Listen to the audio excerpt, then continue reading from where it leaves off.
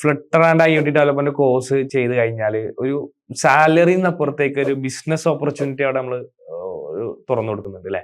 തീർച്ചയായിട്ടും. നമ്മൾ പലപ്പോഴും പല ബിസിനസ് ചെയ്യുന്ന ആളുകളായിട്ടും ചർച്ച ചെയ്യുമ്പോൾ അവർക്കൊക്കെ AI ഇഷ്ടമാണ്, അവർക്കൊക്കെ ആപ്പുകൾ ഇഷ്ടമാണ്. പക്ഷെ അവർക്ക് എങ്ങനെയാണ് ഇത് എത്തിക്കേണ്ടതെന്ന് അറിയില്ല.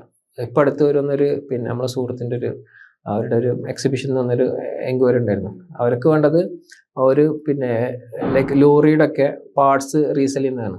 അവർക്ക് അറിയേണ്ടത് ഈ ഫോട്ടോ, ഒരു സാധാരണക്കാരൻ ഫോട്ടോ എടുത്താലോ ലോറിയുടെ പാർട്ട് എന്തെങ്കിലും ഫോട്ടോ എടുത്തു കഴിഞ്ഞാൽ ഏത് കമ്പനിയുടെ ഏത് മോഡലാണെന്ന് എന്ത് ചെയ്യണം, അവിടെ സെർച്ച് ചെയ്ത് വരണം, അത് ലിസ്റ്റ് ചെയ്യണം, അത് ഉണ്ടോ ഇല്ലയെന്ന് അറിയണം. അപ്പോൾ അത് ചെയ്യാൻ പറ്റുമെന്നുള്ള അദ്ദേഹത്തിൻ്റെ ഒരു സംശയം. യഥാർത്ഥത്തിൽ ചെയ്യാൻ വലിയ പണിയൊന്നുമില്ല, ആൾറെഡി അവൈലബിൾ ആണ്. എസ്പെഷ്യലി നമുക്കിപ്പം ഈ ChatGPT, DeepSeek ഒക്കെ ഉള്ളതുകൊണ്ട് തന്നെ കോഡിംഗ് ഒന്നും അത്ര വലിയ പ്രശ്നമല്ല.